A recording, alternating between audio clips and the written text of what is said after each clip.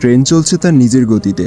মধুমিতা জানালার পাশের সিটে বসেছে। পাশেই সোহান কিছুটা দূরত্ব বজায় রেখে বসেছে। সামনে একজন বয়স্ক দম্পতি বসে আছে। মধুমিতা জানালা দিয়ে তাকিয়ে বাহিরের দিকে গতি দেখছে। কোন ফাঁকে যে চুলগুলো খুলে গিয়েছে খেয়াল নেই। সামনে পাল্লা দিয়ে উঠছে সেগুলো।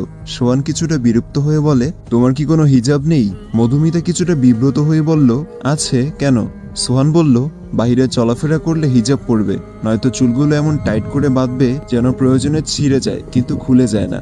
মধুমিতা বলল, আচ্ছা। সামনে বসে থাকা বয়স্ক দম্পতি ওদের কথা শুনে মুচকি মুচকি হাসছে। একজন বোরকা পরা, আরেকজন পাঞ্জাবি, মাথায় টুপি। বুড়োটা বলল, দেখেছো গিন্নি, ঠিক আমাদের মতো একসময় আমরাও এমন ছিলাম, মনে আছে? কোথাও গেলে কিভাবে আমি তোমার কাপড় পরার বিষয়ে খেয়াল রাখতাম। বুড়ি বলল, তা আর বলতে। তা বাবা, বিয়ে হয়েছে কতদিন হলো? তাদের কথা শুনে দুজনেই কিছুটা হতভম্ব হয়ে পড়ল। একে অপরের দিকে তাকালো। এই স্বামী স্ত্রী হয়তো তাদের কাপল ভাবছে। মধুমিতা বলল, না না দাদি, আপনি ভুল ভাবছেন। ইনি আমার চাচাতো ভাই হয়, আমার স্বামী না। সোহান বলল, হ্যাঁ হ্যাঁ, আমরা অবিবাহিত। বুড়োটা হেসে হেসে বলল, থাক থাক, আর বলতে হবে না। আমরা এখন বুড়ো হলে কি হয়েছে, একসময় জমিয়ে প্রেম করতাম, লুকিয়ে লুকিয়ে কত দেখা করেছি ট্রেনে। তোমরা তো তাও চাচাতো বলছো। একবার তোমার দাদি এক শিক্ষকের সামনেও পড়েছিল, আমাকে সোজা আপন ভাই বানিয়ে দিয়েছিল। বুড়ি বলল, হাহা, সেই দিনগুলোর কথা কি আর বলবো। চিঠিতে কথা হতো আমাদের, কখনো কখনো চিঠি আসতে এত দেরি হতো যেন মন চাইতো গিয়ে জেনে আসি কি লিখেছে। বুড়ো বলল, দোয়া করি তোমরাও যেন ভালোবাসার পূর্ণতা পাও। মধুমিতা কি করবে না বুঝে অসহায় দৃষ্টিতে সোহানের দিকে তাকালো। সোহানও বুঝে গিয়েছে এদের আর বলে বুঝানো যাবে না, তাই প্রসঙ্গ এড়াতে সে তাদের রুমটার বাইরে চলে গেল। মধুমিতা অবশ্য এই সুযোগে তাদের লাভ স্টোরি শুনতে ব্যস্ত। কিছুক্ষণ পর সোহান ঝালমুড়ি, আলুর চপ, হাবিজাবি নিয়ে এসেছে সবার জন্য। মধুমিতা না বললেও ও বুঝেছে এত সময় ওর খিদে লেগেছে নিশ্চয়ই। ঝালমুড়ি দেখে তো মধুমিতা অনেক খুশি। ঢাকায় আস্তে আস্তে প্রায় দুপুর হয়ে গেল। ওই দম্পতি এই স্টেশনে নামবে না, পরেরটায় নামবে। তাই তাদের থেকে বিদায় নিয়ে মধুমিতা আর সোহান নেমে যায় নিজেদের গন্তব্যস্থানে। চারপাশে জমে থাকা পানি আর ভেজা ভেজা পরিবেশ দেখে মনে হচ্ছে বৃষ্টি হয়েছে কিছুক্ষণ আগেই। সোহান আর মধুমিতা পাশের রেস্তোরাঁয় কিছু খাওয়া দাওয়া করে নিল। এবার মধুমিতাকে হোস্টেলে দিয়ে সোহানের নিজ ফ্ল্যাটে যাওয়ার পালা। নামার আগে অবশ্য মধুমিতা সোহানকে একটা থ্যাঙ্কস জানিয়েছে। তারপর হোস্টেলের গেট দিয়ে ঢুকে গেল। মধুমিতা ভাবছে আর হয়তো সোহানের সাথে দেখা হবে না, তবে সোহান ভাবছে অন্য কিছু। একটা ডেভিল হাসি দিয়ে সে তার ফ্ল্যাটে চলে গেল। অনেকদিন পর আজ ভার্সিটিতে ক্লাস করতে যাচ্ছে মধুমিতা। সাথে বান্ধবী মিসমিও আছে। ভার্সিটিতে নাকি এই ডিপার্টমেন্টের নতুন স্যার এসেছেন, ঢাকা মেডিকেলের ডক্টর। দুজন মাঠে হাঁটছে আর কথাও বলছে। মিসমি বলল, মুরগি খায় ধান, নতুন স্যার আমার জান। মধুমিতা বলল, পাগল হলি? মিসমি বলল, দুধ মাখন দই খাই, আমি শুধু নতুন স্যারকেই চাই। মধুমিতা বলল, আরে কি সব হাবিজাবি কবিতা শুরু করলি? মিসমি বলল, দোস্ত, তুই তো এই কয়েকদিন ছিলি না। ভার্সিটিতে নতুন দুজন স্যার এসেছে, একজন আমাদের ডিপার্টমেন্টের, অন্যজন আরেক ডিপার্টমেন্টের। দুজনেই যা দেখতে। মধুমিতা বলল, স্যাররা বাবা মায়ের সমতুল্য, তাই এসব ঢং বাদ দিয়ে পড়ায় মনোযোগ দে, সামনে এক্সাম। এমন সময় হঠাৎ মিসমির গায়ের উপর কেউ এক বালতি জল ঢেলে দিল। মিসমি বলল, কোন ডগি রে? ডগি না, আমরা। দুজনে পিছে ফিরে দেখে একদল ছেলে মেয়ে। বুঝতে আর বাকি নেই কিসের পাল্লায় পড়েছে তারা। ভার্সিটিতে পড়তে আসবে, র্যাগিং এর পাল্লায় পড়বে না এমন খুব কম ছেলে মেয়ের সাথেই হয় আজকাল। এখন এই গ্রুপে 3টা ছেলে আর 2টা মেয়ে আছে। একজন ভার্সিটির প্রিন্সিপালের ছেলে রুদ্র, সাথে 2 বন্ধু স্বপন আর আয়ান। মেয়ে দুটোর নাম আরু আর রুশি। দুজনেই ছোট ছোট ড্রেস পরা, উপরে ইউনিফর্ম। রুশির চুল বব কাট করা, ছোট ছোট, দেখতে চাইনিজদের মতো। রুদ্র মিসমি আর মধুমিতাকে ইঙ্গিত করে বলে, এই মেয়েরা এদিকে আসো। মিসমি বলল, থাক, সরি বলতে হবে না, আমি খুব দয়ালু, মাফ করে দিয়েছি। আরু বলল, হোয়াট?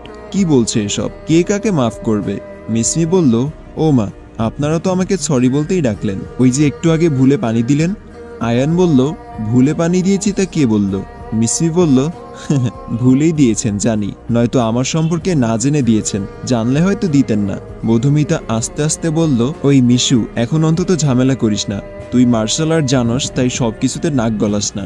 রুশি বলল, এই মেয়ে, আস্তে কি বলিস? মিসমি বলল, আর বলিস না, ও একটু এমনই।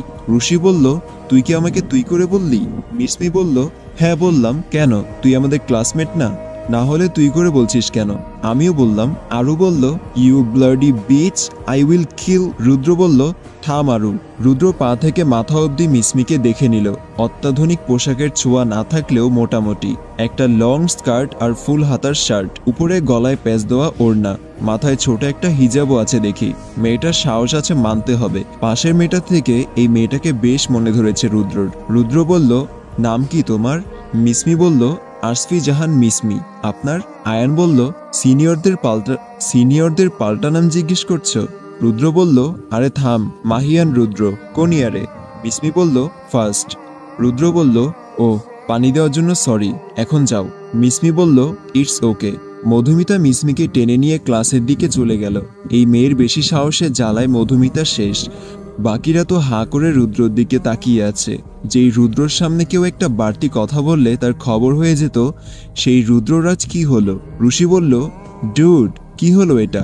রুদ্র বলল, কোনটা কি হলো? আরু বলল, এই যে মেয়েটাকে লাই দিয়ে মাথায় উঠায় নাচালি। রুদ্র বলল, লাইকই দিলাম, জাস্ট একটু কথা বললাম আর কি। স্বপন বলল, ডাল মে কুছ কালা হ্যায়। আয়ান বলল, ডাল মে কুছ কালা নেহি, পুরা ডাল হি কালা হ্যায়। রুদ্র বলল, থাম তো, আমি ভাই সোজা কথার মানুষ। মেয়েটাকে ভালো লেগেছে, ওর ব্যাপারে খোঁজ নিয়ে দেখতো।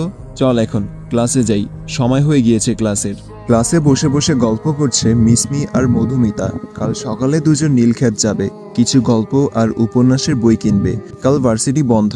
এসব কথা বলতে বলতে কখন যে স্যার এসেছেন তা দুজনের খেয়ালই নেই। বসেছেও একদম লাস্ট বেঞ্চে।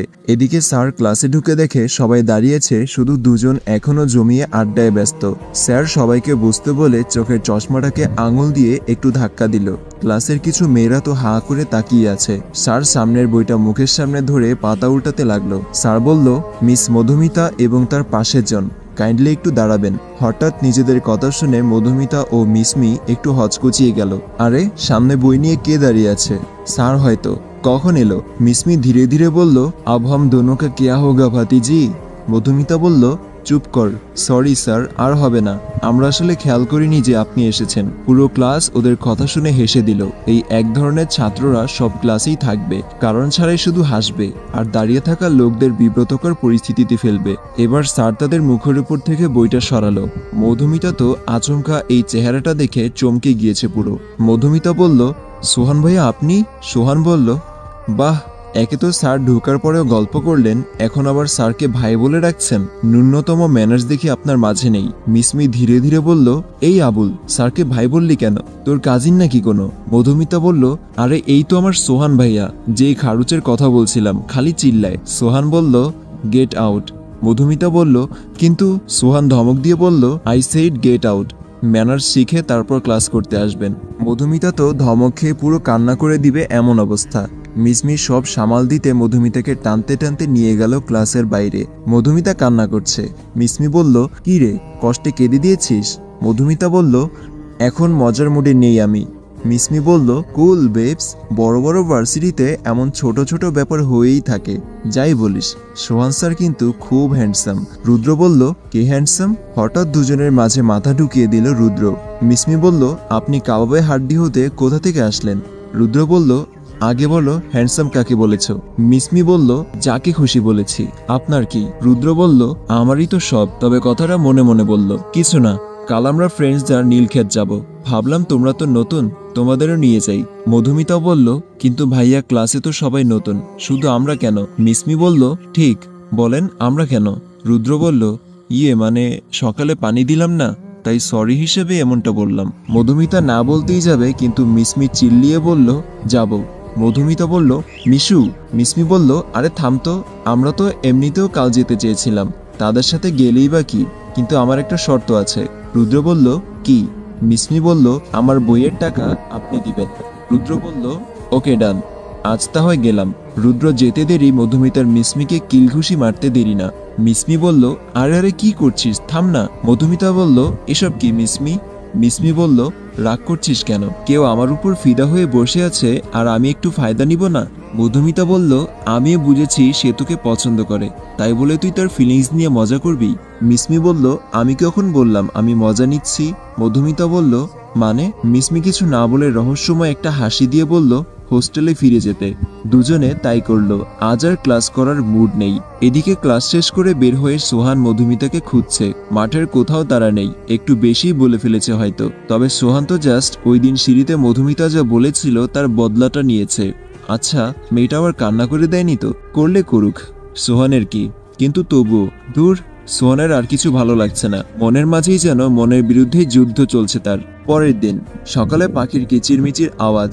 রুমের জানালার পাশে বসে আছে মধুমিতা। সারাদিন ভাবসা গরম আবহাওয়ার মাঝে এই সকালের সময়টা যেন একটু স্বস্তি দেয়। তবে গতকাল রাতে মায়ের সাথে ফোনে কথা বলার পর মনটা একটু খারাপ। মায়ের নাকি শরীর তেমন একটা ভালো না, কিন্তু আসলেই তো সবে পরশু। আর এক সপ্তাহ পর ভার্সিটিতে কিছুদিনের জন্য বন্ধ আছে, তার আগে যাওয়া হবে না হয়তো। একটা গোল্ডেন কালারের শাড়ি পরেছে মিসমি, মাথায় ম্যাচিং করা একটা হিজাব, কাঁধে ঝুলানো সাইড ব্যাগ। আর মধুমিতা তার সাধারণ গেট আপেই আছে, একটা নর্মাল 3 পিস। দুজনেই সকাল সকাল সামনের বড় রাস্তার মোড়ে ওয়েট করছে রুদ্রর জন্য। নিজের কালো গাড়িটা নিয়ে রুদ্র হাজির। গাড়িতে উঠতে বলল। মধুমিতা বলল, আমরা তো রিকশায় করে যাব বলেছিলাম। রুদ্র বলল, আজ একটু কষ্ট করে গরিবের গাড়িতেই না হয়ে গেলেন। মিসমি বলল, আচ্ছা সমস্যা নেই, দরজাটা খুলেন। অতঃপর দুজনে গাড়িতে উঠে গন্তব্যস্থলে রওনা দিল। তবে কেউ একজন যে পাশের টঙে বসে বসে চা পান করছে আর তাদের দেখছে, এই জিনিসটা সবার অজানা। নীলক্ষেত, এখানে একটা এরিয়াতে আগেও কয়েকবার এসেছে রুদ্র, তাই ঘুরিয়ে ঘুরিয়ে দেখাচ্ছে ওদের কোন দোকানে ভালো উপন্যাসের বই পাওয়া যায়, কোথায় দাম কম ইত্যাদি। মিসমি আর রুদ্র একসাথে হাঁটছে আর কথা বলছে। মধুমিতা কিছুটা পেছনে। সিঙ্গেল ছেলেমেয়েদের এই একটা যন্ত্রণা, কোনো কাপড়ের সাথে আসলে সবার মাঝে থেকেও তারা অসহায় এতিমের মতো চলে। মধুমিতারও অবস্থাটা ব্যতিক্রম নয়। কিছুক্ষণ পর মধুমিতা একটা স্টলের সামনে থামলো। না না, বইয়ের দোকান না। বইয়ের দোকানের পাশে ছোট করে একটা কসমেটিকের দোকান। মধুমিতার এক মুঠ চুড়ি খুব পছন্দ হয়েছে, কাছে গিয়ে দাম জিজ্ঞেস করলো। 800 টাকা। মধুমিতা কোনো রকম জানটা নিয়ে সরে এসেছে। এক মুঠ চুড়ির দাম এত হবে কেন? এখন চুড়ি কিনলে বই কেনার টাকায় গরমিল হবে, তার চেয়ে ভালো বইয়ের দোকানে যাই। মধুমিতা তাকিয়ে দেখে মিসমি অনেকটা দূরে চলে গিয়েছে। মধুমিতা তাই ওর কাছে না গিয়ে পাশের একটা দোকানে ঢোকে। নানান বই সারি সারিভাবে সাজানো, বসে পড়াও যাবে দেখছি। মধুমিতা হুমায়ুন স্যারের হিমু উপন্যাসটা কিনলো, সাথে ইলমা আপুর পদ্মমীর উপন্যাস, আরো কয়েকজন রাইটারের বই কিনে নিল। সবই রোমান্টিক জনরার। একটা শুধু হরর বই কিনতে হবে, তবে তেমন ভালো বই খুঁজে পাচ্ছে না। এমন সময় কেউ একজন সামনে একটা বই খুলে ধরলো আর বলল, ইউ ক্যান ট্রাই দিস।